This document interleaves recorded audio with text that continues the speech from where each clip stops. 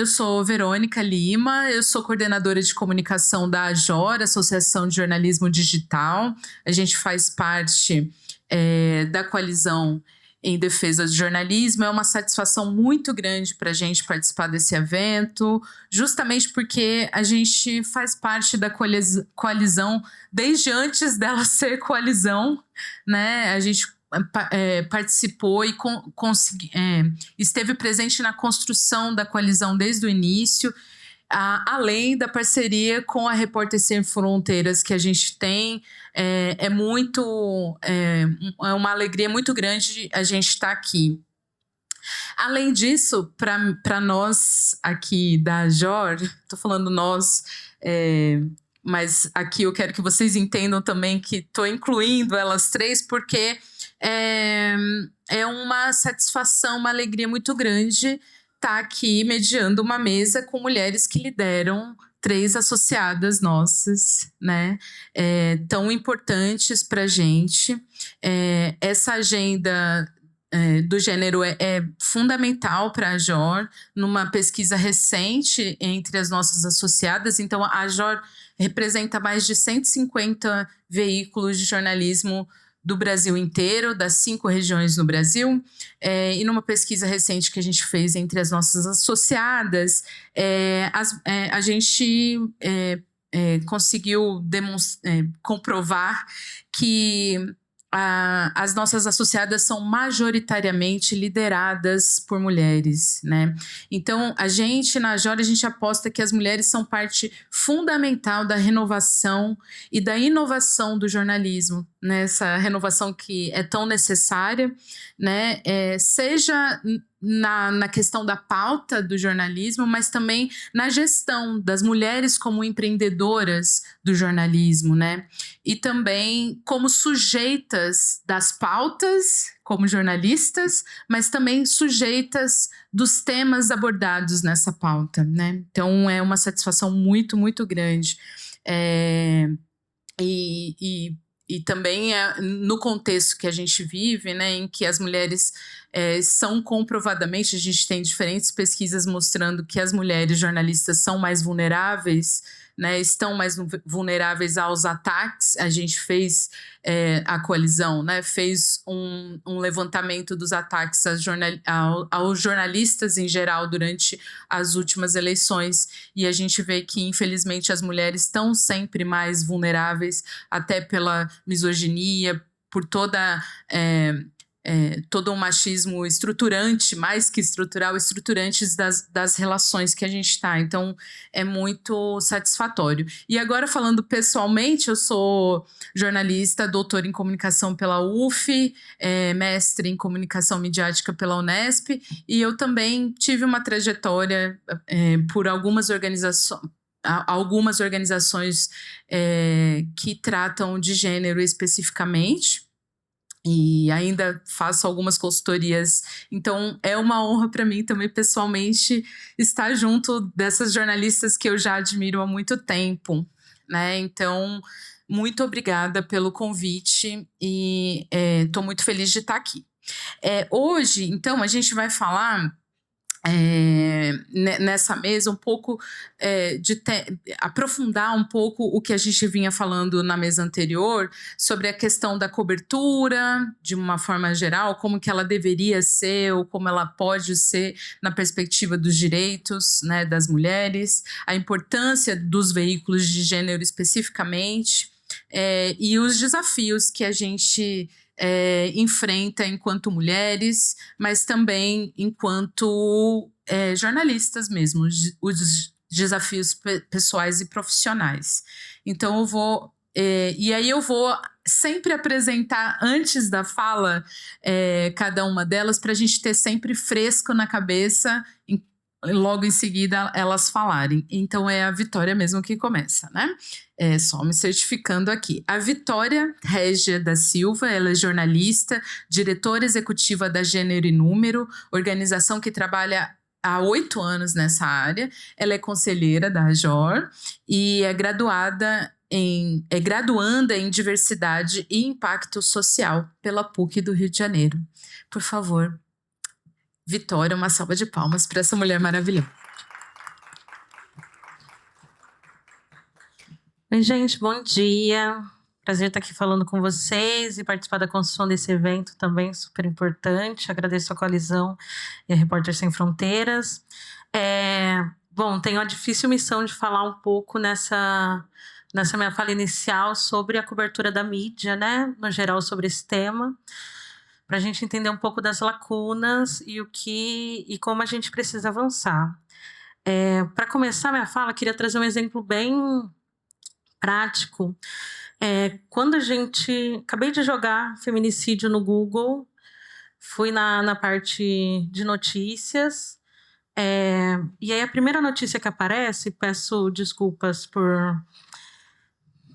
pelo tom, né, da manchete, mas demonstra muito da discussão que a gente está fazendo aqui, né?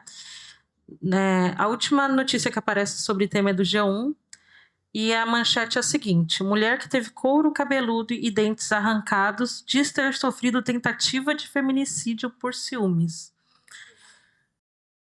Tem muita coisa errada nessa manchete, né, gente? Tem muita coisa. E esse é o resultado mais recente de quando uma pessoa só faz a busca por essa palavra. Então é impossível começar essa fala sem falar desse lugar do jornalismo, né? No debate sobre direitos das mulheres. E como o jornalismo, além das questões ligadas à ética, ao compromisso com os direitos humanos, que a gente sabe que deveria ser uma coisa intimamente ligada, né? O jornalismo deveria andar junto com direitos humanos, na prática não é isso que acontece.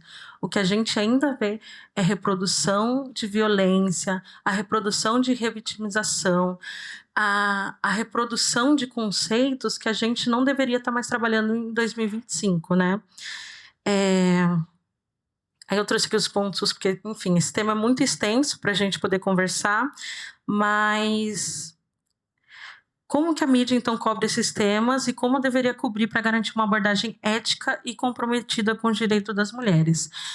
Bom, eu vou focar um pouco mais minha fala nos direitos das mulheres, especificamente falando sobre violência de gênero e feminicídio, porque no final do dia hoje a gente tem uma oficina, né? Eu, Joana e Paula vamos dar mais focada em direitos reprodutivos, então acho que lá a gente vai conseguir falar mais sobre esse tema. Quando a gente vê a abordagem da mídia sobre feminicídio e violência de gênero, a gente ainda vê essa abordagem sensacionalista, né, gente? Feminicídio, violência de gênero, para a mídia de forma geral, ainda é vista como algo isolado, principalmente quando a gente fala das hard news, né? Matérias como essa que eu acabei de ver, de compartilhar com vocês, são muito focadas em falar sobre mais um caso de feminicídio sem trazer um debate de como isso é estrutural, como isso é um sintoma do machismo da sociedade, né? Então a gente vê é sempre o caso pelo caso, né? Então a mídia, quando ela faz isso, ela não está contribuindo para o debate. A gente fala que é papel da mídia informar, mas não é informar qualquer coisa e de qualquer forma, né? Mas é isso que a gente tem visto ainda no debate sobre violência de gênero e feminicídio. Olha que esse debate, a gente sabe como no Brasil é um debate que está muito mais avançado na mídia do que falar sobre direitos reprodutivos, né? Quando a gente fala de direitos reprodutivos, a gente ainda cai em lugares de desinformação, né? Em disputas narrativas. A violência de gênero, felizmente, o Brasil já está num lugar em que eu acho que a população entende e concorda que a violência contra as mulheres é algo que precisa ser combatido, né? Ao contrário de toda essa discussão sobre acesso ao aborto, por exemplo. O que a gente vê nessa manchete que eu falei, por exemplo, no final dela falava sobre ciúmes, né? A gente vê que por mais que tenha caído, né, esse lugar do feminicídio como crime passional, na prática a gente ainda vê essa presença nas narrativas, que pode não ser chamando dessa forma, mas quando a gente fala sobre ciúmes, sem trazer os ciúmes como um sintoma dessa estrutura que violenta e mata mulheres, esse ciúmes está colocado nas matérias com que sentido? Para justificar a violência, para justificar a agressão? E nessa manchete que eu acabei de compartilhar com vocês, é isso, está no título, gente. Está no título e não é trabalhado dentro da matéria como que Como que isso não é justificativa? Como que isso não cabe? Como que a gente já avançou nesse debate há muito tempo, inclusive talvez reforçando, né?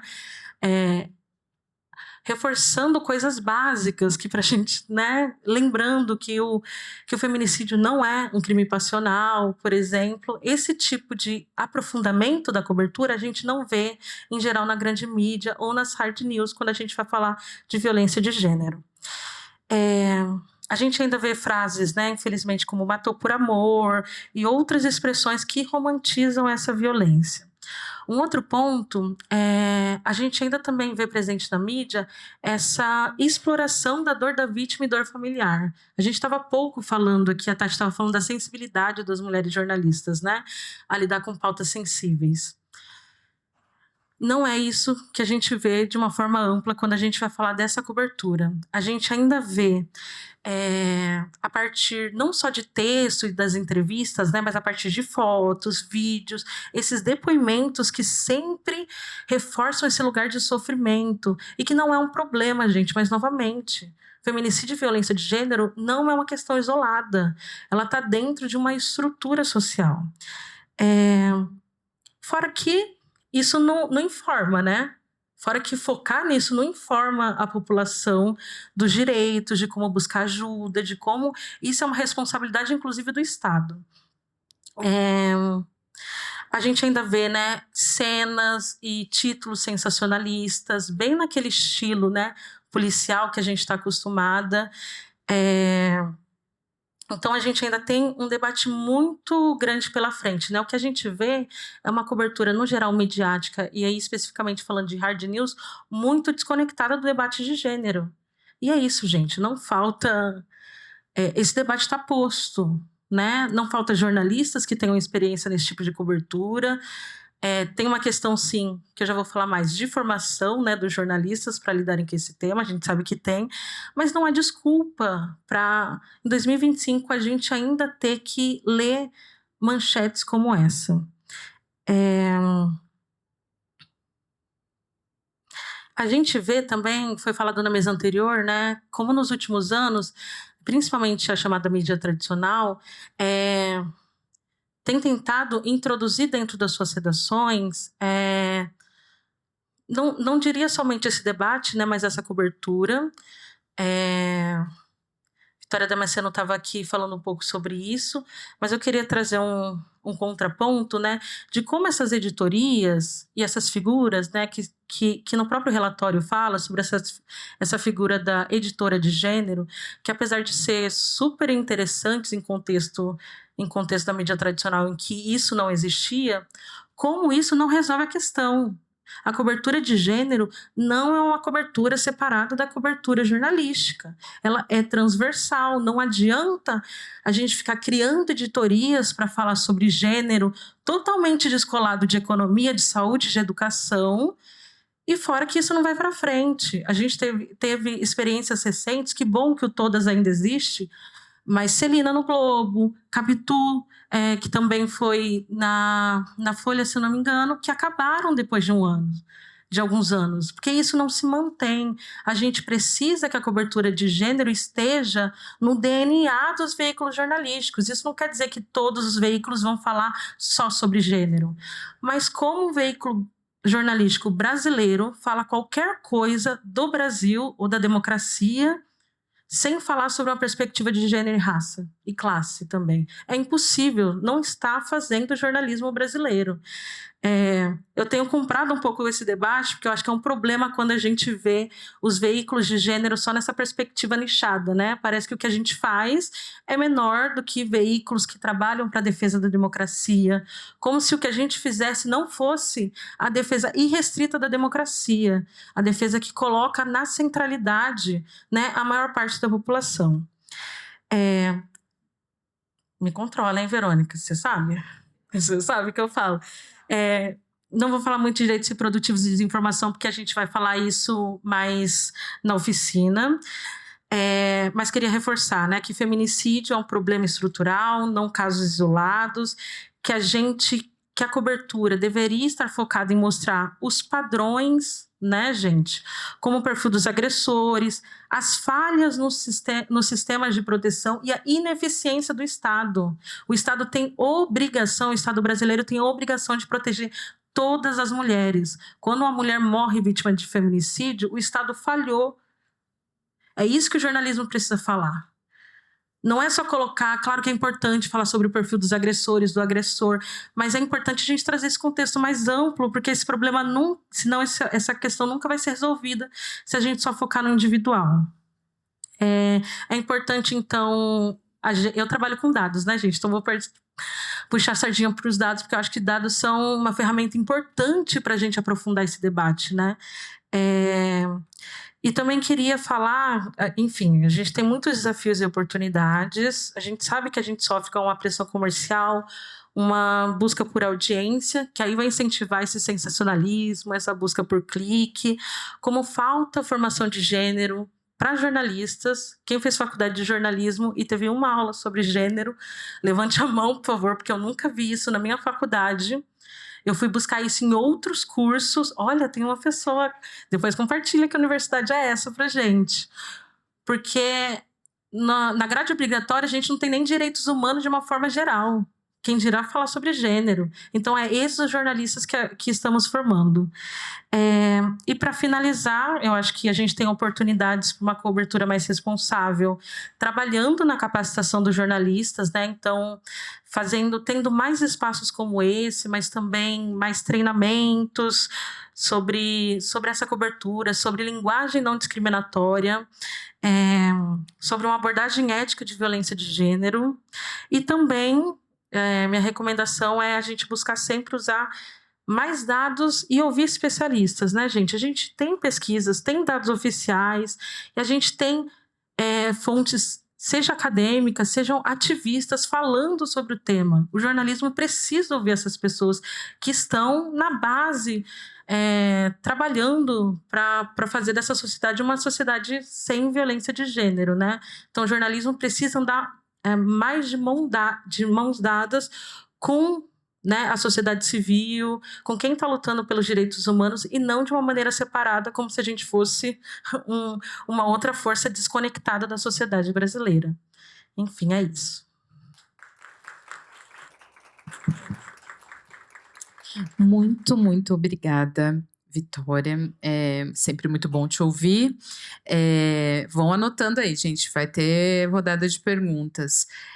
Vou passar agora para Paula Guimarães, que é jornalista, cofundadora do Portal Catarinas, formada em jornalismo e pós-graduada em gestão da comunicação pública e empresarial. Ela integrou a equipe vencedora do 3º prêmio Cláudio Weber Abramo de jornalismo de dados. Ela foi finalista do Prêmio Gabo de 2023 na categoria texto, com a reportagem já citada aqui, né? Suportaria mais um pouquinho. E foi indicada ao troféu Mulher Imprensa em 2 anos consecutivos, 2022 e 2023. Por favor, Paula. Gente, bom dia, obrigada pelo convite, obrigada por estar aqui, também é um prazer estar do lado dessas mulheres aqui que eu admiro muito.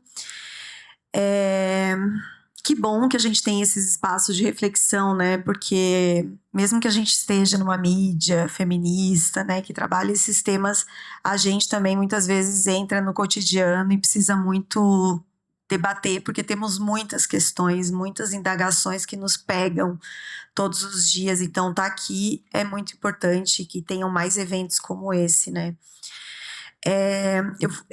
Tá muito alto? Tô muito perto? Tá. Eu vou falar um pouquinho da importância desses veículos e da historicidade também, né? Faz 10 anos que a gente está aí na área, nós, na verdade, 9, né? Mas as minas 10, mas é basicamente no mesmo contexto, assim, que a gente surge. E vou trazer um pouquinho também da conjuntura, um pouco do que eu ouvi hoje, né? Eu acho que essa questão também é importante a gente dar assim, o contexto das palavras, né? A questão semântica importa muito, assim. Mulheres, quando a gente fala de mulheres, a gente está falando de mulheres numa diversidade, né? Num plural, então isso já é muito importante, né? sabemos que há muitas mulheres, e quem são essas mulheres, tem toda uma questão de discussão realmente da interseccionalidade que essa palavra traz, né? E também quando a gente fala de feminismos, feminismos, a gente também tem outros sujeitos políticos que não são necessariamente só mulheres, né? E também tem um campo de disputa muito grande entre o feminino e o feminismo, né? Porque agora tem uma apropriação, acho que sempre teve, do campo conservador em relação ao feminino, porque o campo conservador sempre construiu o feminino, né? Historicamente foi quem construiu o feminino. Então, que feminino é esse? Que feminilidade é essa? Está colocada para todas as mulheres? Ou algumas mulheres estão mais dentro do enquadramento feminino e outras não? Então, tem toda uma questão, né? Que a gente, enquanto mídia, a gente está mais dentro desse enquadramento do feminismo do que do feminino, né? Porque o feminismo nos contempla, ainda que tenha muito debate sobre quais feminismos, né? A gente trabalha com uma interseccionalidade no Catarinas, pensando a questão de classe, pensando a questão de gênero, né? Pensando a questão racial, porque afinal estão todos interligados, né? Como a própria Vitória falou agora, não dá para falar de uma estrutura sem falar de outra. Ao mesmo tempo que não dá para afirmar que é estrutural, né? Que o machismo é estrutural, que o racismo é estrutural. Agora eu vou tocar um tema polêmico, que o capitalismo também é uma questão nessa estrutura, né, que a gente pouco fala, sem olhar para o comportamento, né? Porque a gente vê assim, o feminicídio é um crime fatal, mas ele é um crime fatal de uma sequência de outros comportamentos aceitáveis dentro da sociedade. Então, o feminicídio é muito menos aceito, como a Vitória falou, né? A questão do aborto tem muito mais reatividade e tal, mas ele é aceito no sentido assim, você falar contra o feminicídio, né? Ninguém publicamente vai dizer, eu sou a favor do feminicídio, né? Isso não ocorre. Mas tem uma sequência de acontecimentos, de comportamentos em que essas pessoas são favoráveis, que levam ao feminicídio. A própria criminalização do aborto é uma porta para o feminicídio. Enquanto você está colocando, né, um sujeito, uma pessoa nesse lugar de inferioridade, né, em relação a um ser que ainda está em desenvolvimento, né? Enquanto você não está vendo isso como dentro de um campo de direitos, né? Do direito à vida, dignidade humana, não discriminação, né? Então, a questão da criminalização do aborto, ela é muito emblemática para a gente falar sobre violência, né? E linkar com as outras violências, né? E aí, voltando à questão estrutural, não basta a jornalista ter um entendimento de que isso é um problema estrutural. Porque a gente vê muito jornalista falando, não, o machismo é um problema estrutural. Ok, estamos juntas nessa delimitação, nessa definição. Mas a partir disso, como é que a gente vai tratar o caso de assédio sexual? Porque tem que ouvir o contraditório, porque não pode condenar, porque tem que ter as provas. Enquanto a gente sabe que a palavra da mulher tem um caráter probatório, isso já está colocado, né? Documentos do CNJ, tem um campo, já um arcabouço, inclusive na questão do acesso ao aborto legal, no caso de estupro, de como a palavra da mulher tem um peso probatório, porque a gente sabe da dificuldade de comprovar um crime de violência sexual, um estupro. Ninguém está lá filmando. Ou mesmo um assédio. Você não necessariamente está na hora com o celular gravando, porque justamente você é pega muitas vezes de surpresa e não tem nem, né, como reagir. E aí a gente vê assim, né, alguns veículos que estão já nesse campo mais, né, dialogando com o feminismo, se colocando um pouco mais nesse lugar, em certas coberturas cai muito no lugar comum mas a gente tem que ser imparcial, porque a gente não é juiz. Por não ser juiz é que não precisa de provas, né, justamente. Porque a gente tem que olhar para a cultura, e a cultura, ela te dá muita coisa. Ela te entrega muita coisa. Primeiro, no caso de assédio sexual, um exemplo, né, você não pode... A gente sabe quais são as verdades em relação ao assédio sexual, se a gente partir de uma perspectiva feminista, que a gente tem uma epidemia de violência sexual. Os dados estão aí para dizer, né, o Anuário Brasileiro da Violência, né, o Anuário Brasileiro da Violência está aí para dizer. Qual que é a outra verdade? Que a gente, mesmo com esse número muito grande, só 10% das vítimas registram, né, essa violência. Qual é a outra verdade? Nenhuma vítima até hoje ganhou algo fazendo uma denúncia. Pelo contrário, quando leva publicamente, né, a gente tem o caso da Mariana Ferrer, vários outros, o desgaste para a vida daquela pessoa, né? E aí a gente vê numa situação agora, né, como ocorreu essa com o ministro Silvio Almeida, uma tentativa de vários veículos de recontar essa história na perspectiva de quem foi vítima de uma difamação. Gente, a gente está falando de vários nomes, mas a gente está falando do nome de Aniele Franco.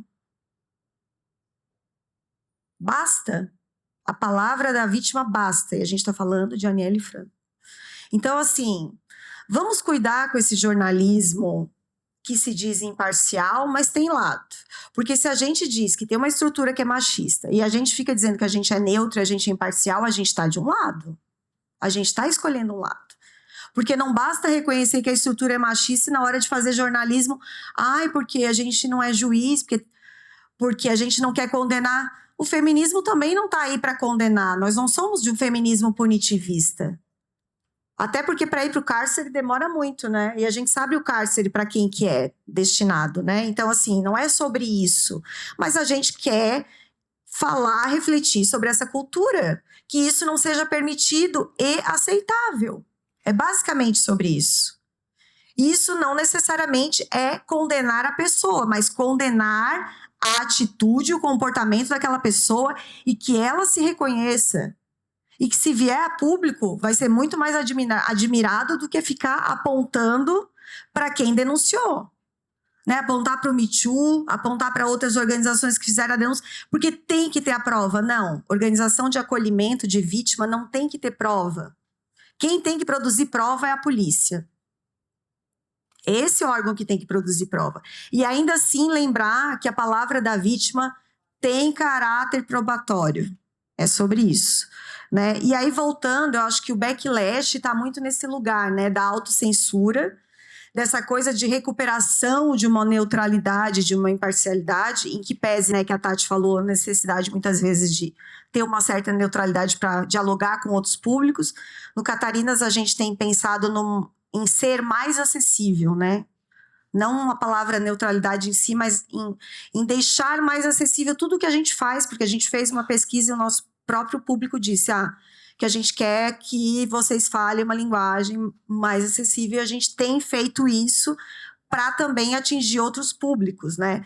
E aí tem temas que são universais e a gente viu agora com a questão do Criança Não é Mãe, como se sensibilizou com essa campanha, né? Acho que quando a Tati trouxe o caso da menina também, muita gente também que estava no campo conservador nesse espectro político também se sensibiliza, porque, uma menina de 10 anos, né, poderia ser minha filha.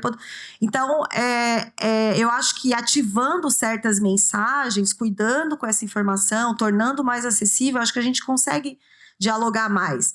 Mas aí, é isso, olhar para o backlash de como também a gente pode estar se autocensurando, pode estar recuando, porque o outro lado está se radicalizando cada vez mais.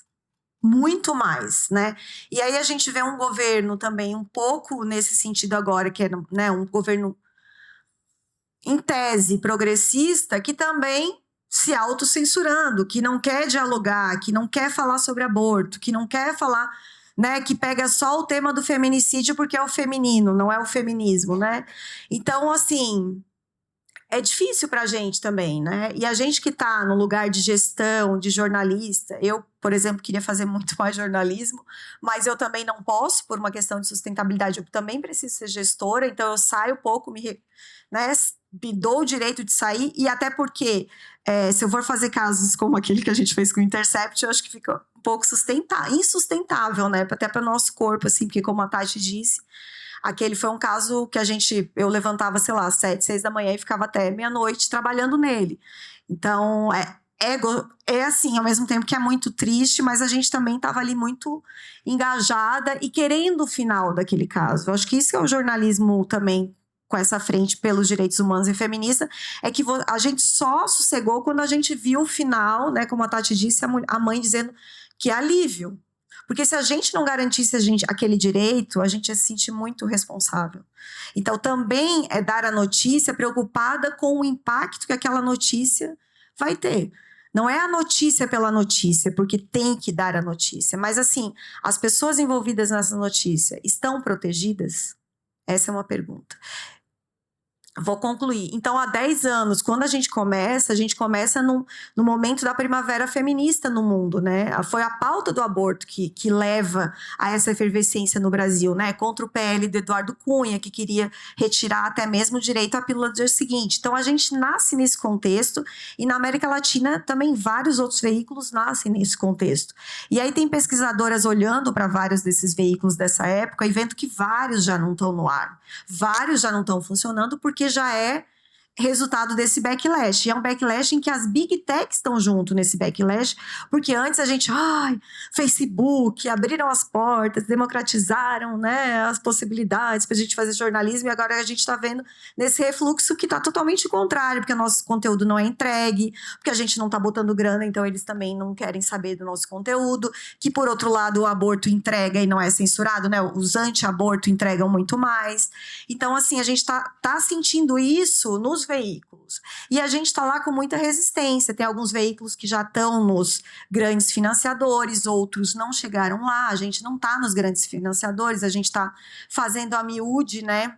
Então, assim, é muita resistência, muito querer fazer jornalismo, mas muitas vezes tendo que fazer outros projetos para sustentar o jornalismo, porque o jornalismo não se sustenta sozinho.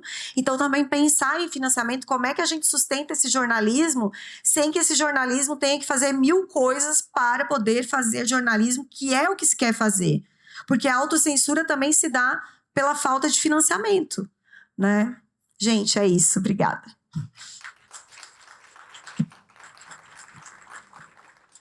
Obrigada, Paula. Fundamental, né? Definitivamente a questão de gênero traz uma questão, aqui falando meio como pesquisadora, epistêmica para o jornalismo também, né? A gente também precisa pensar nessa importância da gente fazer de uma outra forma. Enfim, depois a gente conversa mais sobre isso. Agora eu vou passar para a Joana Soares, que, por último, mas não menos importante, e a gente sabe que o fim nunca é o fim, é um recomeço, né? Então, estamos caminhando para um fim e começo de conversa, a Joana é jornalista há 15 anos, ela é gestora de conteúdo na revista Asmina, diretora da Abrage, cofundadora da Rede Cajueira, que também é nossa associada, é importante falar, associada à JOR, idealizadora do podcast Cirandeiras e do projeto Redação Virtual. Ela também é mestranda em comunicação pela UFMX. Por favor, Joana. Obrigada, também agradecer estar aqui com vocês, a Repórter Sem Fronteiras, a Coalizão. Engraçado, nós três nós estamos aqui em São Paulo, então viemos de nossas cidades para participar desse evento, que para a gente é isso, né? Um deslocamento complicado, mas é muito importante estar aqui fazendo essa discussão, como o Paulo falou. Acho que a gente precisa desses momentos, ainda mais por trabalhar em home office, sozinha ali, né? A gente precisa dessas trocas, acho, de energia mesmo. E a gente se dividiu um pouquinho nos temas, as meninas falaram quase tudo, sobrou nada para eu falar, né? Vamos combinar. Mas... E também é bom porque já termina e já manda para vocês, eu vou ser bem rapidinha.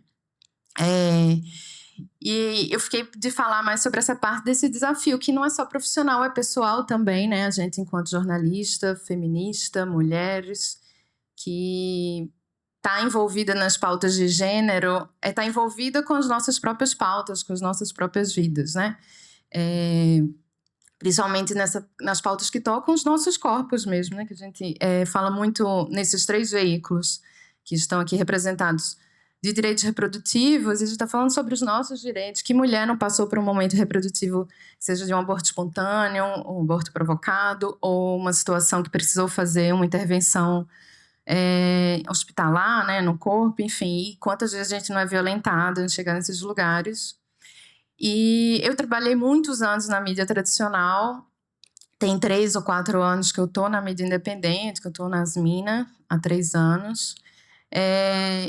E é esse outro lugar, assim, que as meninas começaram a falar, né? De finalmente a gente poder entregar o que a gente acredita, assim, de unir as duas coisas, que é o feminismo e o jornalismo, né? Porque, infelizmente, ainda se tem muito essa visão, acho que não sei se as faculdades ainda passam muito isso, de que a jornalista não pode ser ativista, não pode ser feminista, né? Mas como a própria Paula falou, todo mundo é ativista, né? Só basta saber sobre qual causa a gente está trabalhando, né? Assim, tipo, a Folha é ativista, a Globo, a gente vê todos os dias o tipo também de conteúdos que saem nesses lugares, né? A gente viu agora no G1, então... eu acho que isso, inclusive, é uma forma de paralisar um pouco o nosso trabalho, quando se tenta colocar nesse lugar de você é ativista, não é jornalista, e é menos profissional, é alternativo, é mídia alternativa. E é isso que as meninas falaram, assim, o gênero, a questão de gênero, ela está transversal. Então, eu fico até com dó das pessoas falando isso, porque eu penso, né, você devia estar sendo também, colega, assim, né, de alguma maneira... É sobre as nossas vidas e é sobre quem a gente formou o jornalismo para defender.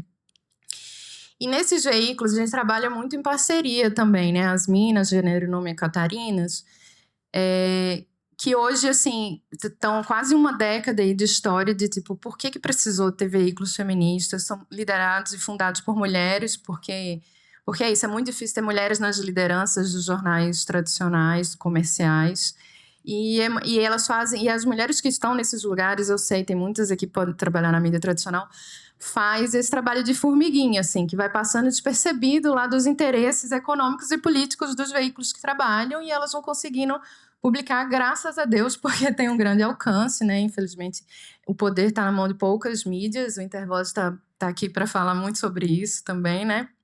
E eu acho que a gente precisa tentar furar essas bolhas. A gente também, isso, nas Minas e os outros veículos também são republicados por esses veículos. Isso é uma maneira da gente também conseguir colocar os nossos textos no UOL, no Terra, em todos os sites que republicam as nossas matérias do jeito que a gente fez. Assim, eles não podem mudar o texto. Então, de alguma forma, esse texto também está chegando em outros lugares. Eu acho que é isso, a gente precisa ir pensando em estratégias, né, assim, para conseguir ir colocando esse jornalismo que a gente acredita. Porque também é uma outra característica da gente aqui, é que a gente é muito envolvida com o movimento feminista também, né? São veículos que estão... A gente, às vezes, está mais envolvida com organizações feministas do que jornalísticas, né, assim, porque, infelizmente, tem essa separação, né? E aí acaba que... Por exemplo, eu acho muito importante quando a gente está no meio com as outras organizações que estão em defesa de mulheres, né, que não são de jornalismo, mas que entendem a importância do jornalismo e fazem essa troca para a gente conseguir, tanto a gente dar o nosso know-how, a nossa experiência ali de como chegar na imprensa e na mídia, quanto para eles também, quanto para a gente também entender que o feminismo é a nossa causa também, né? Que a gente precisa encontrar outros caminhos de lutar pelos direitos das mulheres, que não só através de reportagens, até porque é isso. O financiamento de reportagens é muito complicado ainda no Brasil, né? A gente depende muito de ficar criando novos projetos o tempo inteiro para conseguir financiamento, porque não se entende a reportagem como uma coisa que deve ser financiada, como um produto em si, né? A reportagem vai ser uma entrega de um projeto que você colocou ali para o financiador. Então, a gente tem muitos desafios, assim, profissionais, mas especialmente pessoal mesmo, nesse campo de dizer, né, a gente é feminista também, sente esse backlash, sente todo esse retorno da pauta, assim, é cansativo. A gente começou a nossa reunião para falar dessa palestra aqui, falando dos problemas que estavam rolando, né, das coisas que estavam acontecendo sobre os direitos das mulheres, porque a gente também está sendo afetado por isso, né? O tanto que está regredindo, ou que a gente precisa fazer um movimento gigante de resistência para não regredir. Agora, avançar, assim, tem anos que não avança, né? Que a gente fica nessa luta, então, para a gente também é muito cansativo. Tem hora que eu viro e falo, não aguento mais, né? Assim, a gente fazendo essas matérias, a gente faz todo o esforço, assim, ela chega muito menos gente do que o discurso conservador, que eu gosto de chamar de antidireitos, porque eu acho que conservador é muito light para eles, assim. E a gente estava falando sobre isso também, que o discurso conservador, ele chega muito mais fácil, né? Ele é mais palpável, mais simples, porque ele envolve também muitas mentiras, distorções, né? Então, eles falam de qualquer jeito e propagam a mesma ideia o tempo inteiro, né? Tipo, é vida desde a concepção, principalmente se a gente está falando de de machismo, de submissão de mulheres e de corpos, né, os direitos reprodutivos. E aí, pra gente é muito mais difícil, sabe? Tipo, chega a ser cansativo mesmo, porque a gente precisa falar da evidência, dos dados, dos fatos, né? Ouvir os estudiosos, os especialistas, trazer fundamentação para o que a gente está falando, porque a gente é jornalista e sabe que eu sei que aquilo é um direito nosso, mas eu preciso explicar para o meu leitor o porquê daquilo. E isso é muito mais difícil de ser lido, de ser pego assim pelas pessoas, né, pelo grande público. O que eles fazem é muito mais fácil. Então, é uma luta muito inglória, assim, contra esse discurso antidireitos. E pior do que isso, é uma luta de poder, né, que eles têm muito dinheiro, mas investem muito mais dinheiro em anúncio e propaganda do que o nosso lado consegue investir. A gente teve até recentemente a divulgação do NetLab, que é um laboratório de pesquisa da UFRJ. A Lu Belin está ali escondida atrás, mas ela pode depois contar um pouquinho mais sobre isso, que ela divulgou para as organizações feministas que estavam participando desse encontro a quantidade de grana que rola nos anúncios contra direitos reprodutivos, assim, no Brasil, né, nos últimos tempos. É muito dinheiro contra muito pouco dinheiro que o campo progressista consegue dispensar. E mesmo, talvez, é isso que eu estou falando, não é só dinheiro, né? A linguagem é como uma coisa distribuída, como que também a gente tem hoje, inclusive, as plataformas contra a gente, né? A gente teve o anúncio da Meta esse ano. Então, assim, vai ficando cada vez mais difícil. E para a gente fica nesse desafio duplo, né? Enquanto mulheres, enquanto jornalistas, de quais caminhos a gente segue, de que forma que a gente consegue acessar esse novo público. Por exemplo, a gente tenta fazer um movimento forte de ir para o TikTok, mas é muito difícil, porque lá realmente é o campo mais anti-aborto que tem das redes sociais e precisa de uma produção muito constante. Os nossos veículos são pequenos, as equipes são pequenas, então sempre a gente está tentando pensar novas estratégias para conseguir chegar em públicos mais jovens, inclusive, né? Periféricos, de outras regiões. A gente precisa um pouco também sair desse núcleo. Eu sei que é sempre mais fácil se reunir aqui em São Paulo, porque todo mundo está aqui, porque as passagens de avião para cá é mais barato, mas é isso, a gente não consegue sair desse lugar também, né? De estar com pessoas do Nordeste, do Norte, que também tinham que estar nessa discussão, né? Se a gente está falando de mulheres negras que precisam, de mulheres indígenas, a gente precisa entender que a interseccionalidade envolve território também, né? Envolve regionalidades. É isso que a gente fala muito na Rede Cajueira, que também é fundada por mulheres e que é muito para olhar para o jornalismo que é feito no Nordeste. Então, eu acho, para encerrar, assim, só que a gente precisa de mais desses momentos, precisa encontrar mais caminhos que a gente descentralize um pouco a nossa pauta e os nossos conteúdos, né? E o dinheiro, descentralize os encontros, descentralize tudo, assim, porque eu acho que só assim a gente vai encontrar outras soluções, né? Entender o que mulheres do Norte estão fazendo. Eu não estou falando só de indígenas e amazônicas. O Norte é enorme, né? São 7 estados. O Nordeste é a mesma coisa, 9 estados. Então, como que elas estão fazendo resistência, fazendo luta, não só como feministas, mas as jornalistas também, dentro de seus veículos, que tem no Nordeste ainda muita... Também os veículos são dominados muito pela política, são donos que são políticos, né? Então, tem esse interesse político e econômico por trás dos veículos, e lá é muito mais difícil criar esses veículos que a gente criou, né?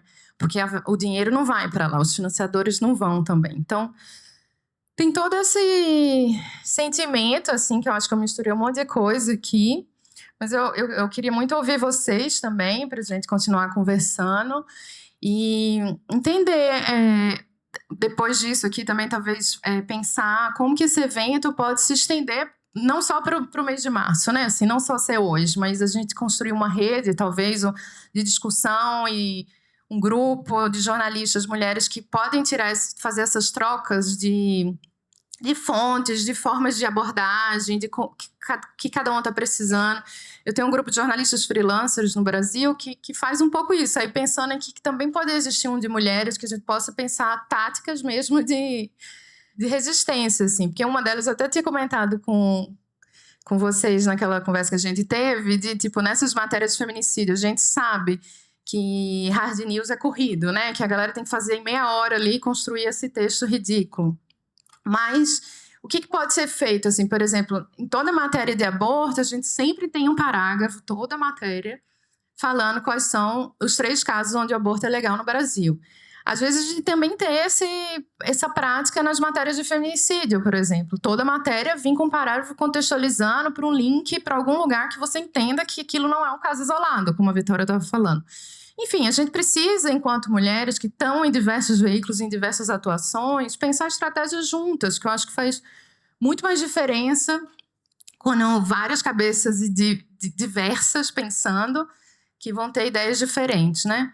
E também, assim, depois da criação desses veículos, eu acho que os veículos...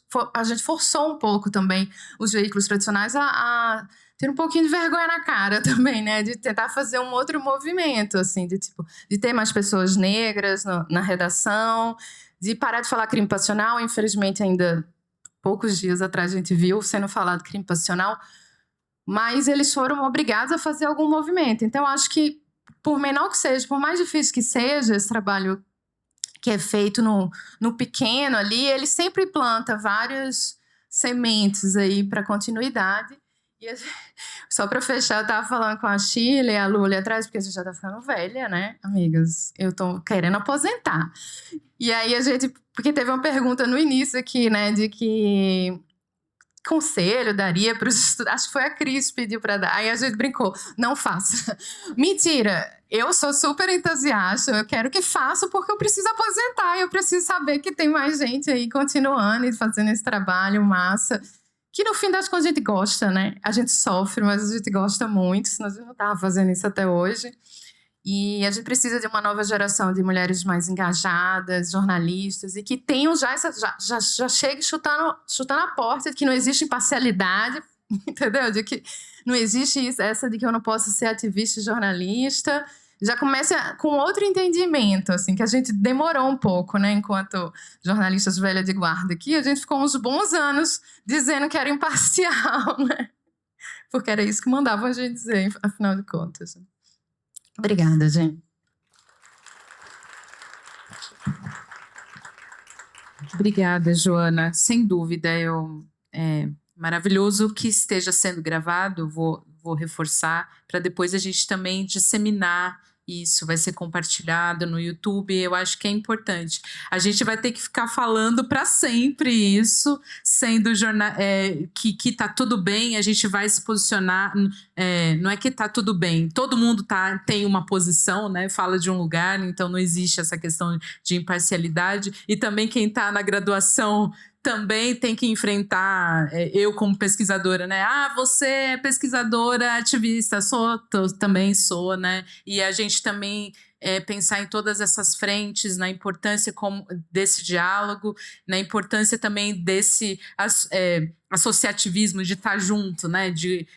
Eu aqui estou representando uma associação, mas isso que a Joana falou da gente pensar estratégias coletivas é o caminho, ou um deles, né? Eu teria um monte de pergunta, mas eu vou deixar para vocês, claro que, enfim, quem gostaria de iniciar, a gente tem um microfone aqui, 1, 2, 3, 4. Aí depois a gente teria que estar terminando, mas eu acho que dá para a gente passar uns 10 ou 15 minutinhos. O Guilherme falou que pode. Enfim.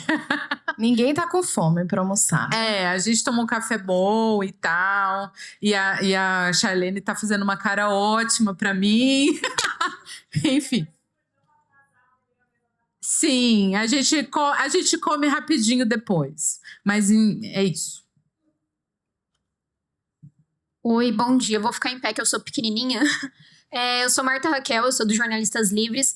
E aí, eu vou falar bem rapidinho. Eu queria fazer uma provocação e também uma pergunta. Me incomoda muito, sempre que a gente fala sobre direito das mulheres, a gente sempre cair na violência e no aborto. Acho que quando a gente fala de direito das mulheres, a gente está falando de tudo. A gente está falando de saúde, de educação, de autonomia, de creche, de tudo mais. E eu falo isso porque, enquanto vocês falavam, eu lembrei de uma reportagem do começo da pandemia em que as escolas foram todas colocadas no EAD, mas as professoras mulheres indígenas de Roraima não. E em um mês, nós perdemos 9 professoras para a Covid. E só depois de uma reportagem é que foi também implementada a questão do EAD para elas. Então, sempre me recordo desse caso e de como é importante a gente falar que as questões das mulheres, dos direitos das mulheres, não é só violência, né? E aí, 2 perguntas, na verdade. A primeira é se vocês enxergam a Gênero e Número, o Portal Catarinas, enfim, os veículos e instituições como movimentos sociais. E uma segunda pergunta era que dicas vocês podem dar para os jornalistas freelancers que precisam desse apoio jurídico quando elas fazem essas reportagens, né? Porque quando a gente está atrás de um grande veículo, é habitual que o veículo dê esse suporte. Mas eu falo isso como uma jornalista que hoje atua de forma como freelance. O que me protege é o sindicato.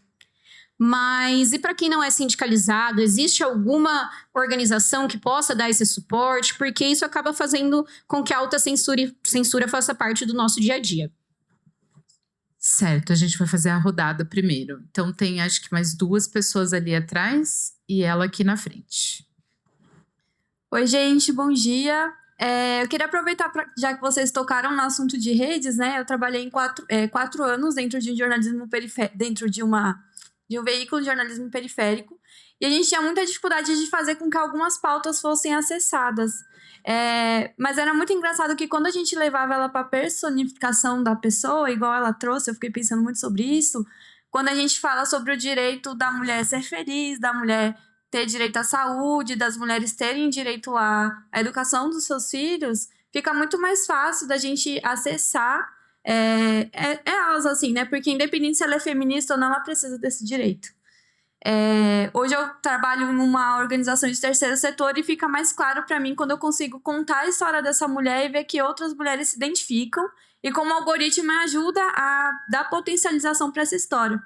Só que uma coisa que eu sempre fico pensando muito é como que a gente consegue trabalhar essas pautas fora das redes também, né? Eu acho que a gente, quando a gente pensa, né, e aí usando o termo que vocês falaram, em mídias alternativas, a gente acaba indo sempre por esse lado. Mas acho que é uma coisa que a gente ainda não consegue pensar muito bem em conjunto, né? Como que a gente não depende das redes sociais para levar isso para outras mulheres. Eu queria que vocês pudessem trazer um pouco do que vocês pensam e enxergam como caminho disso também. Qual é o seu nome, José? Samara. Obrigada, Samara. Mais uma aqui atrás e uma aqui aí atrás e uma aqui na frente. Bom dia, me chamo Yasmin. Eu, no caso, sou estudante ainda de jornalismo. Quando você falou aquilo, eu me assustei um pouco, mas a gente está aí na luta.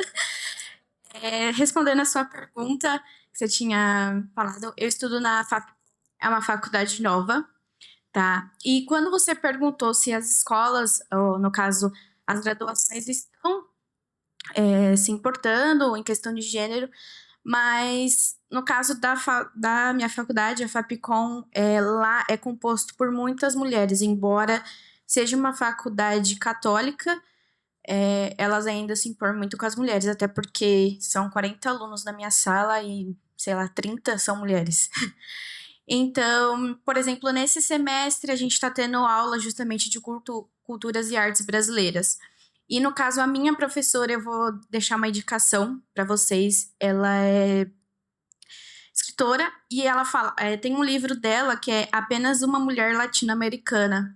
E eu indico muito, né, vocês, ela tem diversos livros justamente nesse ramo, né, ela é graduada justamente também em Direitos Humanos, focado nas mulheres, então eu indico bastante para vocês. Isso respondendo a pergunta da Vitória. E em questão também agora como estudante, uma das minhas vontades de ter começado o jornalismo foi justamente para combater, né, os casos de machismo, principalmente nas grandes mídias, né, como vós, mulheres no ramo jornalístico, e dica, né, para nós, né, como vocês, jornalistas, como a gente pode prosseguir com isso. Entendo como vocês, né, falaram, é bem difícil, né, a gente colocar essas pautas, né, na grande mídia, até mesmo para dar voz, mas eu entendo que, como eu falei, são 30 mulheres meninas na minha sala e a gente vê como cada vez mais nós, estudantes, a gente está tendo vontade de lutar com isso, né, então eu peço, literalmente, acho que foi a pergunta da primeira cobertura, como que vocês podem ajudar a gente também. Certo, eu vou passar meu microfone aqui para ela para agilizar. Show. Bom, meu nome é Carolina Rosa. Primeiro dizer que Portal Catarinas, As Minas e Cajueira é de fato uma referência, assim, né, pra gente que tá no jornalismo. Mas o que eu fico pensando, assim, enquanto uma pessoa preta de periferia que tenta produzir jornalismo, porque eu acho que é muito esse lugar, né? A gente tem que pensar 1000 projetos para justificar o que a gente quer fazer de fato. O jornalismo, ele não é sustentável. Para a gente que está à margem da cidade, de fato não é sustentável, né? Então eu queria, assim, trazer justamente essa provocação de como a gente pode pensar estratégias de apoiar e fomentar pautas de mulheres que estão pensando essas pautas e apurando em mídias periféricas, em mídias que, infelizmente, ainda não alcançaram esse lugar, né? Tudo bem que tem uma questão de caminhada aí, vocês estão aí 10 anos no jornalismo já num grupo coeso fazendo, mas eu fico pensando muito sobre isso. Ainda é uma bolha, né? E é uma bolha dentro de uma bolha. Se pra gente pensar o feminismo, pensar essas pautas, já é assim, tipo, pô, pra gente é arroz com feijão, é assunto do café da manhã numa segunda-feira, né? Mas quando a gente sai dessa bolha, já não é tanto assim. As pessoas ficam tipo, mano, sabe? E nos territórios onde a gente vive, eu sou do Capão Redondo, é mais ainda, sabe? E aí eu fico pensando justamente porque não é uma ideia disputar narrativa entre nós, né? Eu acho que assim, a nossa luta é disputar narrativa com as grandes mídias. A Vitória disse uma coisa muito legal, justamente isso, assim, não sei se ter uma editoria dentro de uma grande mídia faz, de fato, a diferença, mas ali a gente está ainda, querendo ou não, disputando uma narrativa. O que eu acho triste é ter que disputar a narrativa com outras mulheres que estão nessa mesma luta, né? Então, como pensar estratégias de fazer esse dinheiro girar, essas oportunidades girarem para que mulheres pretas estejam falando sobre essas pautas, né? Falando sobre histórias nossas, que é sobre todas as mulheres, mas que quando a gente faz o recorte de raça, a gente precisa fazer, e como trazer esse discurso mais para quem está do nosso lado ali, né? A minha vizinha, quem está no bairro onde eu moro, a gente mesmo, a nossa redação é pequenininha em cima de uma borracharia. Como é que eu posso falar com o Gideão, né, Gi? Como é que eu posso falar com o Gideão, que é um borracheiro que está ali embaixo dessas pautas, né? Eu acho que, enfim, aí eu queria ouvir de vocês como que a gente pode pensar essas estratégias. Obrigada. Vou começar. Já que eu fui a última, né? Agora eu sou a primeira. Gostei muito das perguntas de todas e de conhecê-las também, por isso que eu acho que é super rico esse momento que a gente entrega para vocês, essa troca. Inclusive, de tarde, a gente vai ter essa oficina com nós três de novo sobre direitos reprodutivos e talvez é muito legal se vocês puderem estar. Essa troca é mais importante do que só o que a gente tem para falar das coberturas que a gente faz há muitos anos, né? Inclusive, quem já teve nessa oficina na Abrage o ano passado, não sei se vai se repetir um pouco, mas é porque é isso, a gente precisa se repetir. Até começo por esse final, já que peguei esse gancho aqui, que eu acho que a gente precisa simplificar mais os nossos discursos, assim, de tipo, é isso. Aqui a gente cobre aborto há muitos anos, então a gente já cobriu o aborto de várias perspectivas, assim, inclusive de direitos reprodutivos, que é muito mais do que o aborto, né? E que está na saúde, está na justiça, está na economia, está na política, está no planejamento familiar. Então, realmente atravessa diversas pautas e, no fim, todas elas estão falando um pouco da violência contra a mulher, né? Inclusive, a gente precisa repetir sempre isso, que a criminalização do aborto é uma violência contra a mulher. Então, talvez a gente tenha que ser um pouco mais simples, falar essas coisas. Igual a nossa experiência com Criança Não é Mãe foi muito massa, né? Assim, foi uma mensagem que foi passada de maneira muito mais fácil. Criança não é mãe, pronto, estuprador não é pai, ele não pode ter pena menor do que a vítima. Foi essas 3 mensagens que ficou na cabeça das pessoas. E aí eu acho que isso, essa troca que a gente pode fazer enquanto jornalistas que estão há muitos anos trabalhando com isso e que vêm do mercado tradicional, do jornalismo colonizador, que foi por muito tempo o jornalismo, né? Para a gente também é um desafio sair dessas bolhas, dessas caixinhas que nos colocaram por muito tempo e fazer essa troca com o Gedeão. É Gedeão, né? Gostei do nome. Gedeão. Porque a gente quer conversar com ele, porque acho que o que falta mesmo é essa troca com essas pessoas, assim, delas conseguirem ter uma visão mais simples do que a gente está falando. Ninguém está mandando ninguém abortar aqui, a gente está falando só que as mulheres têm o direito a tomar escolhas, a tomar conta do seu próprio corpo, né? Enfim. Então, acho que talvez a estratégia seja na simplicidade e na repetição. Você vê que a extrema-direita repete a mesma coisa o tempo inteiro. A gente precisa se repetir mais. Não achar que, tipo, já falamos disso, vamos partir. A gente só foi aprofundando, né? E a coisa simples lá do início, que o Gedeão não pegou, ficou para trás. E a gente já está lá no profundo que minha mãe, que eu considero que é uma mulher feminista, não vai conseguir captar. Assim, né? Então, eu acho que está nesse lugar. E obrigada, assim, por essa provocação, por essa troca. E eu acho que a gente tem que estar sempre nessa disposição de fazer conversas também, da gente ir até a periferia, não só de fazer aqui nos ambientes, né, centrais. Eu quero ir lá em cima da oficina do general.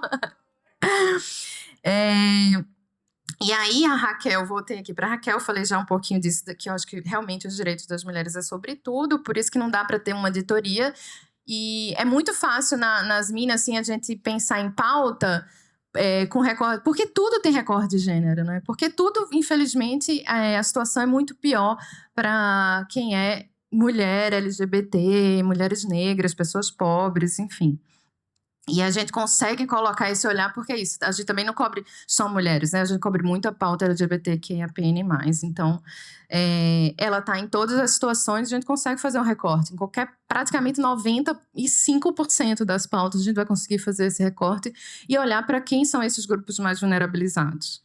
E a gente acaba, né, os nossos veículos falando mais de direitos reprodutivos, porque a grande imprensa não fala, a imprensa comercial não fala. Até hoje as pessoas acham que é um tema polêmico, entendeu? Eu sou totalmente contra ficar falando que é um tema polêmico, difícil. Não, é para ser simples. A gente está falando de uma coisa básica. Corpo é seu e pronto, entendeu? Assim, tipo, mas a gente sempre vai polemizar, vai ter o doisladismo, o moralismo, a gente quer ouvir o político que é contra. Por quê? Porque ele não vai ter o mínimo de evidência para falar sobre aquilo. Então, acaba o nosso veículo tendo que cumprir esse buraco, assim mesmo, sabe? Diariamente. A gente não vê essa pauta dessa maneira que eu estou falando nos veículos grandes. Nunca, assim, eles vão dar. Ultimamente, a Mônica Bergamo tem dado muita coisa, né? Que o movimento tem pautado. Aí já entra na outra resposta. Sim, eu acho que a gente também faz parte do movimento social. Acho que todo serviço público que é feito, toda profissão que é um serviço público está dentro do movimento social. O jornalismo, para mim, é um serviço público e, infelizmente, ele só não é reconhecido pela nossa população porque já deveria estar sendo, inclusive, sustentado por dinheiro público, né? Mas a gente consegue fazer parte e precisa estar em todos os movimentos sociais. Não é que a gente é um movimento social, né? A gente faz parte, igual eu falei, a gente tem grupos de WhatsApp com organizações feministas que fazem todos esses movimentos, que criaram o Criança Não é Mãe, que não sei o quê. E a gente está junto lá enquanto veículo jornalístico, mas que faz parte dessa troca com as organizações feministas, porque a gente também é uma organização feminista. E aí, só para responder rapidinho, a Samara, é Samara, né? Que falou depois. Depois da Raquel. Isso, é porque eu não tinha visto você. Cara, eu acho que a gente precisa depender cada vez menos das redes sociais. Eu acho que isso é um grande desafio. A gente precisa sair fora das redes sociais. A gente tem visto como tem sido cada vez mais difícil estar nela, né, e depender dela, porque ela vai mudar a estratégia o tempo inteiro e a gente não tem condição de ficar se adaptando. E a gente precisa encontrar caminhos diretos de contato com a população, assim. Seja através ainda das plataformas, a gente tem os canais diretos, né, de WhatsApp, a gente tem investido um pouco nisso nas minas, assim, nas newsletters, para um canal que não tem um algoritmo, ou as big techs fazendo essa intermediação entre nós e o público, né? Então, e esse tete a tete, né, eu acho que é o mais importante, que aí a gente consegue ver mais no jornalismo, na comunicação periférica, que está focada ali em suas comunidades. E a estudante... eu esqueci seu nome, como é? Yasmin, obrigada por você estar aqui. Acho que só de você estar aqui já é, assim, um indicativo de que você vai ser uma boa jornalista feminista, porque está interessada nessa discussão, veio para cá. Eu acho que hoje cada vez mais difícil fazer os jovens se interessarem, se disporem a gastar esse tempo, né, assim. E eu fico muito feliz que não desista, vai ser difícil, não vai ser fácil, mas eu acho que você está no caminho. A principal estratégia que eu diria era essa, tá aqui, né, enquanto grupo, enquanto jornalista já, porque se você já faz jornalismo, você já pode atuar, inclusive, né, como jornalista, como comunicadora. Então, essa ideia de uma criação de uma rede é justamente para olhar para as outras dificuldades, que vai ter uma freela que precisa de segurança jurídica, que vai ter os veículos periféricos se comunicar com a população, com a comunidade do entorno, que vai ter os estudantes de começar nessa área, de vender uma pauta, de oferecer uma pauta para os veículos. Então, acho que mais do que nunca a gente precisa dessa rede colaborativa. O jornalismo independente, ele vem muito com a ideia de colaboração. A gente aqui, por exemplo, não disputa a narrativa, pelo contrário, a gente já fez várias pautas juntas, se ajuda, faz força-tarefa para fazer uma pauta que está cobrindo, para se indicar, se republicar, enfim. Justamente porque a gente sabe que não há disputa, não precisa haver disputa, né? A gente pode muito bem conseguir colaborar e conseguir fazer juntas uma coisa que é difícil fazer sozinha, inclusive, né? Então, só para encerrar a questão da segurança jurídica, Raquel, a Abrage também tem, a Letícia está até por aqui, não fuja da gente. Letícia, cadê ela? Foi embora? Tem um programa de defesa dos jornalistas. Eu sempre falo para os filhos, sindicalize. Quando você falou, e o filho que não é sindicalizado? Sindicalize. Mesmo que é uma grana, eu sei, mas assim, tem que investir. Então, igual tem que investir em psicóloga, 3 investimentos que eu acho que o jornalista tem que fazer. Terapia, sindicato e, né, nos encontros com outros jornalistas. E estar participando de alguma rede de apoio. Porque quem vai te defender, no final das contas, é o sindicato que está mais próximo, né? Mas eu acho que tem a Abrage, tem a FENAGE, a gente precisa também fazer a carteirinha da FENAGE, enfim, se colocar nesse lugar de risco, porque a gente está sempre exposta, principalmente enquanto mulheres, jornalistas defendendo essas pautas. Então, o máximo que você conseguir de apoio, de conversa para isso, de troca, suporte é importante, assim, para exercer ou não, nem exerça, assim, sabe? Tipo, porque realmente eu acho que é muito arriscado para exercer sozinho e a gente precisa cada vez se preocupar mais com os freelas, porque as freelas são as que mais estão fazendo matéria hoje e está numa condição precária. A minha pesquisa na UFMG é justamente sobre isso. Pode deixar. Tá, eu falei.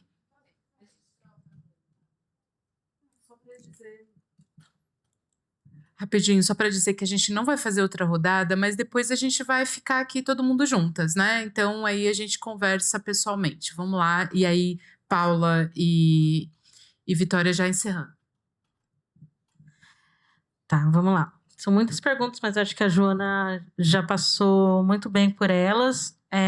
Queria só começar falando que a gente acabou focando mais nessa perspectiva do direito das mulheres, que é muito mais amplo, como foi falado, a partir da violência e dos direitos reprodutivos, porque é um diálogo também com o relatório que está sendo lançado agora. Mas a gente, com certeza, parte dessa perspectiva. O primeiro material que a Gênero e Número lançou quando foi criado em 2016 foi sobre esportes. Não foi sobre direitos reprodutivos. Então, a gente entende que o direito das mulheres é realmente transversal, mas essas pautas, como a Joana falou, tanto de feminicídio, violência e direitos reprodutivos, são essas pautas que estão em disputa, né? Então, acho que a gente se coloca nesse lugar de uma produção maior, talvez, do que outros temas. Mas isso é até uma questão para a gente, assim, né? Acho que para todos os veículos, né? Quais são os temas principais que cada um cobre? A gente não consegue falar de tudo dentro do direito das mulheres. Apesar de que esporte foi o primeiro tema que a gente trabalhou, não é hoje um tema que a gente trabalha, sabe? Porque é isso, as organizações são pequenas, a gente não consegue dar conta de tudo também. Mas é realmente muito mais amplo. Acho interessante você falar da educação. A educação é um foco também muito importante para a gente. Pensar política de cuidado nos últimos anos, acho que as organizações que pautam gênero junto com os movimentos sociais conseguiram colocar esse debate de uma outra forma para a gente chegar hoje e ter uma política nacional. Então, super importante. Complementando só o que a Joana falou sobre se ver com movimentos sociais, eu acho que é importante falar que As 3 organizações surgiram como organizações de mídia. Mas hoje, acho que as 3 organizações são associações ou institutos. Eu acho que isso diz muito de como a gente vê esse trabalho do jornalismo, não só nesse lugar que não é nem um pouco, não é pouco, né, da cobertura em si jornalística, mas como a gente tem entendido o nosso trabalho como muito conectado à incidência também, né? E pensado também sobre essas questões de continuidade, de gestão, como que essas organizações continuam existindo até sem a gente, sabe? Como isso é importante. Então, acho que isso já é um sintoma também desse lugar, né? De como hoje a gente se vê como somos organizações sem fins lucrativos que são colocadas nesse lugar do terceiro setor, sabe? Em diálogo direto com os movimentos sociais. O que Samara perguntou sobre trabalhar as pautas fora das redes e de outros pontos de distribuição, acho que isso é a pergunta do momento que o jornalismo tem se feito. A gente acabou de vir semana passada, né, Verônica? A JOR foi uma das organizadoras de um encontro que discutia tecnologia e jornalismo aqui em São Paulo, e a gente passou um tempão discutindo exatamente isso. Como que mudou essas relações com as big techs, como a gente não pode mais depender delas, mas como foi nesse ambiente também que o jornalismo independente nasceu. Então, como que essa relação continua? É possível continuar? Não é? Mas mesmo se continuar, a gente já também entendeu, né, que não é suficiente. As redes sociais não chegam em todo mundo. A gente já sabia isso desde o começo, né, gente? Mas como que a gente pensa em outras formas de distribuição, para além dessas que a Joana falou que são mais diretas, né, WhatsApp, e-mail, que a gente tem investido, mas também nessas presenciais que são importantes e que o jornalismo digital, né, não dialoga todo o tempo com isso, né? Acho que a partir dos projetos, dos projetos, pesquisas e coisas maiores que a gente faz, dá mais tempo da gente pensar nessas estratégias de distribuição, mas nem toda pauta dá para fazer isso, né? Às vezes a pauta para lançar amanhã, você lança e depois você vai distribuindo. Mas eu acho que é um ponto muito importante que a gente tem avançado não o suficiente. Eu acho que a gente começou essa conversa com toda a discussão do WhatsApp nas eleições. Se a gente for parar para pensar, a gente não avançou tanto assim, né, gente? As mídias não conseguiram ainda nem disputar o lugar do WhatsApp, quem dirá pensar em outras formas de distribuição, né? Então, acho que é uma pergunta ainda que a gente está tentando responder. Deixa eu ver o que mais. Respondendo a Carol também, para finalizar, eu acho que é muito importante a gente pensar nessas estratégias, como a Joana falou. Acho que a principal é a colaboração. Eu acho que os 3 veículos, e aí eu vou falar também mais especificamente da Gênero e Número, a gente tem feito nos últimos anos muito mais colaborações com o jornalismo local, com veículos periféricos, por entender que também a gente não consegue estar em todos os lugares, né? E ninguém melhor do que quem está nesse território, né? Seja a partir de freelas ou a partir de colaborações institucionais mesmo entre as organizações. Então, acho que isso é uma forma da gente pensar em como fazer esse conteúdo ser ampliado. Acho que nos últimos anos tem sido um pouco também ampliado o financiamento para jornalismo local, que é interessante de acompanhar, né? Mas eu acho que a gente isso, apesar da colaboração, a gente poderia ainda trabalhar mais em conjunto. O Brasil é enorme, são muitos veículos, né? A gente não dá conta de conhecer todos, assim. Eu acho que é muito importante associações, coalizões, né? Como eu sei que tem a coalizão de mídias negras, periféricas, indígenas e quilombolas, para a gente poder se conectar a um nível também mais institucional. Porque eu acho que tem esse lugar de pensar a distribuição do conteúdo de uma forma mais ampla, mas como a Paula falou, a gente tem muitos dilemas enquanto gestores de organizações que a gente às vezes não consegue compartilhar tanto quanto a gente gostaria, porque não há espaço na correria do dia a dia, sabe? Mas a gente está passando pelas mesmas coisas. A falta de apoio ao jornalismo, seja para veículos de pequeno ou médio porte, assim. Acho que foi a Joana falou, a gente na GN não consegue financiar a organização pelo apoio ao jornalismo. A gente não consegue, a gente mantém essa área na organização porque é importante, a gente entende como estratégico, mas o que financia são os projetos, são as pesquisas, são outras áreas. Essa conta não fecha. E não sei se ano que vem vai fechar, sabe? Então, a gente precisa discutir mais em conjunto sobre isso também. E aí, para finalizar a minha fala, respondendo a Yasmin,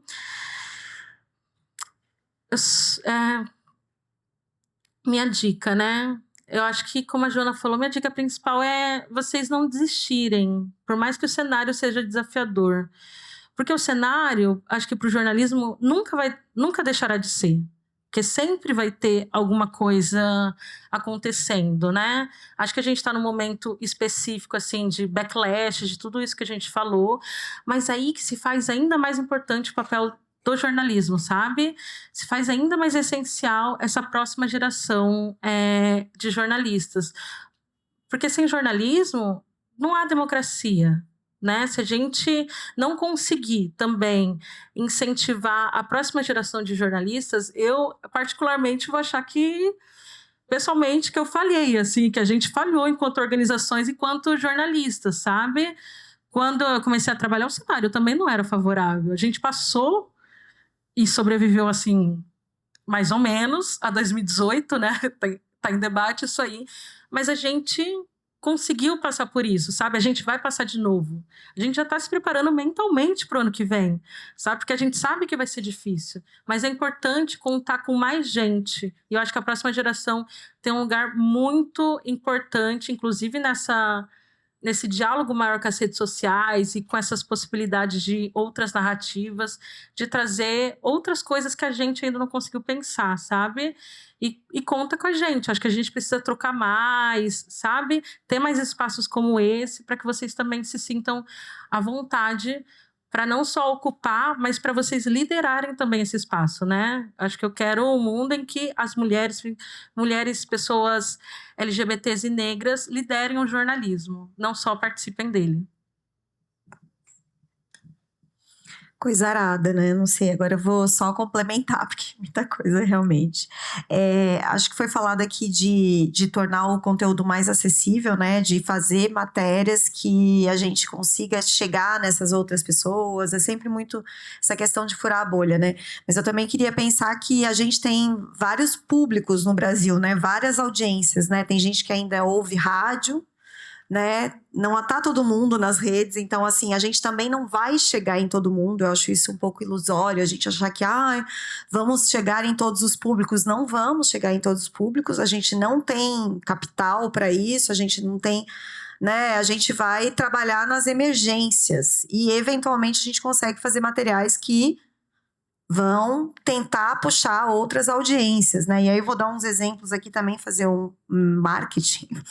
A gente já fez, por exemplo, um trabalho sobre mulheres de fé, que dialogava com várias mulheres que têm grupos de direitos humanos dentro das suas igrejas, e principalmente evangélicas, né?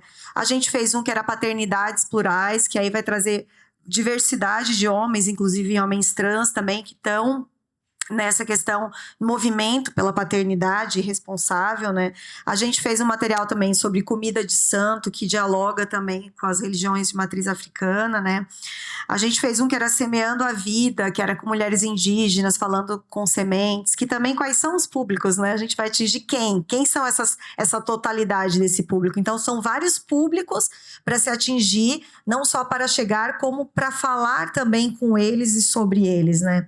Aí tem também um outro aqui, deixa eu ver aqui, o Cuidar do Futuro, que a gente fez com mulheres PCDs, com deficiência. Então também tem vários públicos, essa coisa de a gente massificar, de achar que um assunto fala com todo mundo, ou um território vai conseguir dar conta, ou um meio, uma mídia, ou a digital. Claro, a gente quer avançar sobre a digital, porque realmente está insustentável, mas a gente ainda não tem outro jeito. Enquanto não tem outro jeito, a gente vai ficar lá, vamos dizer, serpenteando, para dar um jeito de estar lá e dialogar. Porque um material impresso hoje não é mais sustentável, é caro. Para estar no território, uma sugestão para você do território da pauta periférica, que ela está ali concentrada. Carol, também, quem sabe, né, além das parcerias colaborativas, pensar em oficinas, que a partir de um projeto de oficina você consegue financiar a oficina, porque daí você tem beneficiários diretos, e a partir dele você financia o jornalismo. A gente também tem feito oficinas, né, com jovens, para trabalhar a questão de jornalismo, que a gente chama de educação popular, né? Vamos dizer assim, que junta uma metodologia de Paulo Freire com Bell Hooks, que nos orgulha muito. E a gente vai falar de jornalismo com educação sexual e direitos, né? Então é uma forma de a gente também estar uma pegada no território, ampliando esse público a partir da juventude. A gente também tem feito oficina com comunidades indígenas lá de Santa Catarina, e aí com a juventude produzindo seus vídeos para as redes. Foi um trabalho muito bacana também. Deixa eu ver aqui mais. Em relação ao movimento, né? Eu acho que a gente dialoga muito com o movimento social, né? A gente está sempre em diálogo. Dentro do jornalismo também é um movimento a partir do que a gente se chama de jornalismo independente. A gente está fazendo um tensionamento dentro do jornalismo, então isso é movimento. Quando a gente diz que faz jornalismo feminista, a gente também está tensionando, né? De alguma maneira é movimento. Se a gente surge no contexto do movimento, lá com a Primavera Feminista, a gente também está se colocando nesse lugar, né? E enquanto, como a Vitória falou, né, ONG, mas que eu gosto de chamar de organização da sociedade civil, que não tem fins lucrativos, a gente também está se posicionando num espaço de sociedade civil organizada também está participando desse processo da opinião pública, né, de fomentar o debate e também debater junto com a opinião pública. E o que mais que eu coloquei aqui? Eu acho importante também esse trabalho que a gente faz de formação, de educação, né, que eu acho que é um caráter muito importante do jornalismo feminista e da mídia independente, e é isso. Eu acho que a gente não vai dar conta da totalidade, que eventualmente a gente faz muitos materiais, e às vezes eles não aparecem, né, materiais que não tratam só de violência. Às vezes a violência ela tem mais audiência, porque é isso, são questões emergenciais, né, e a gente fala de aborto porque se a gente não falar de aborto, quem que vai falar, né? Então é muito sobre isso, assim, mas também tentar falar de aborto de uma maneira positiva, o que é desafiador, como a gente fez, né, no ano passado, no 28 de setembro, que a gente fez uma parceria nossa e falou, era uma série que todo mundo ama alguém que já abortou. Todo mundo, para convidar as pessoas mesmo para abrir esse diálogo do tipo, tá, você pode ser contra o aborto, mas eventualmente a sua irmã já fez, ou sua filha, ou você já fez, e se coloca nesse lugar, porque é uma afirmação coercitiva, né? Você precisa se dizer contra, não quer dizer que você já não fez, porque se a gente tem uma em cada 4, ou em cada 5, ou agora em cada 7, que já fez um aborto, então a gente está falando de muitas pessoas, né? E aí acho que para fechar, tem uma questão muito interessante, que é um exercício que o jornalismo pode fazer também, que a Camila, acho que é Montovani, que é das evangélicas, que é de um grupo pelo direito de decidir dentro das evangélicas, que ela tendo um embate com a mãe, e a mãe dizendo para ela, mas você não pode, você é uma pessoa que defende o aborto. Tá, mãe, mas vamos conversar agora. Quando chega uma mulher lá na sua igreja que diz para você que fez aborto, o que você faz? Você manda para a polícia? O que você faz com ela? Não, capaz, jamais mandaria uma mulher para a polícia. Ela precisa de acolhimento. Então, mãe, é sobre isso. É sobre a prisão. Não é sobre você não fazer o aborto. É sobre a prisão. Então, eu acho que o desafio do jornalismo é realmente fazer esse diálogo, como esse que a Camila fez com a mãe dela, no jornalismo. Tentar pensar um método que faça esse diálogo e esse diálogo chegue em mais pessoas. Né? É o desafio, mas é o desafio nosso de todo dia, não é nada que a gente não esteja fazendo cotidianamente. Obrigada pelo espaço. Muito bom, muito bom. A gente tem muita coisa para falar, e aí eu quero só dizer que eu estendi um pouco, porque nós mulheres precisamos falar. Político também, a gente se estender, porque a gente precisa se falar, se ouvir, né? Então, e o registro é fundamental. Eu quero fazer só um adendo sobre a questão da defesa das jornalistas, que não são, se são sindicalizadas ou não. Uma das organizações que faz parte da coalizão é o Torna Voz, vale dar uma olhadinha lá no site, super parceiro da JOR também. Eu acho que é importante dizer, porque às vezes a pessoa nem é sindicalizada, mas ainda assim ela pode falar com o Torna Voz. Enfim, muito obrigada. Muitas coisas para a gente fazer, mas estando juntas é sempre melhor. Vamos juntas.